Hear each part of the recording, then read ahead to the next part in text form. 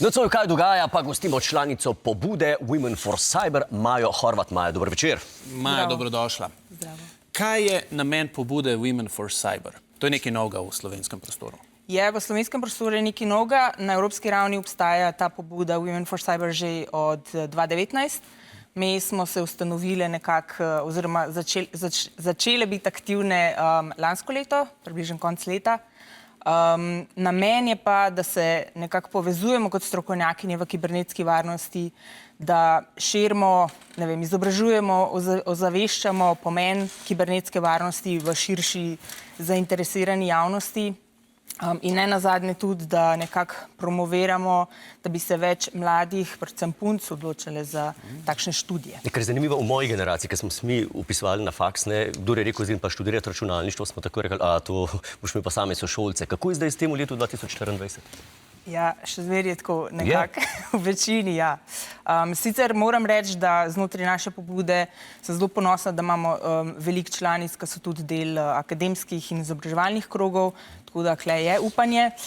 Je pa dejstvo, da še zmeraj je samo 20% študentk tisti, pač od vseh študentov je samo 20% študentk, ki predstavljajo. Zdaj strokovnjak ali strokovnjakinja za kibernetsko varnost, kako iskan poklic je to danes? Zelo iskan. Tako da, če kdo slučajno nima ideje, kaj bi delal v življenju, pejte v kibernetsko varnost. Pa ne gre samo za to, da... Kaj je vedno več teh napadov? Tako. Ne gre samo za to, da zdaj je zmeri več napadov in pač rabimo jasno več strokovnjakinj in strokovnjakov, da bojo pač nekako menedžirali to. Gre tudi za to, da je vedno več sistemov, vsi smo online in čim si ti na spletu, si pač ranljiv in se rabiš zaščititi. In če ne veš, kako se zaščititi... Ja, pa kako se zaščitimo? A se sploh lahko, no? Jaz recimo pustim ženi, da mi ona vse to ureja in je v redu. Žena po moje se ne pritožuje, a ne? Ne, zaščite, 100% zaščite ni, razen če se odklopiš od interneta. Če govorimo o kibernetski varnosti, jasno. Lahko pa narediš veliko stvari, da bi se pač nekako čim bolj zaščitil, a ne? Kaj pa so najbolj pogoste goljufije danes na spletu?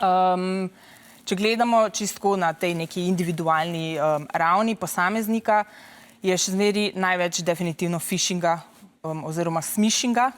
To je ribarjenje za gesli, po slovensko. A pa so ti napadi večinoma pridejo iz tujine ali se tudi dogajajo iz Slovenije? Ali imamo tudi domače napadalce?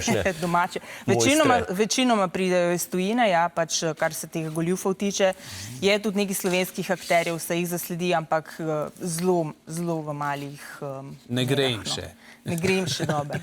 Jaz pa dobivam pogosto neke klice z neznanih številk iz tujine in podobno. Zdaj, jaz kakor vem, to lahko je neka goljufija in podobno. Jaz bi se rad oglasil in bi se pač malo pogovarjal sam.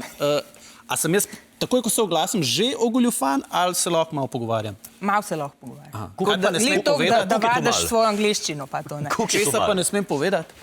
Ne smeš povedati nobenih osebnih podatkov. Dober, verjetno neke določene že imajo, kot tvoje ime, priimek in take zadeve, pač tvoje telefonsko, obviously, če so te poklicali. Se pravi, če vprašaj, kako ste, kaj te briga?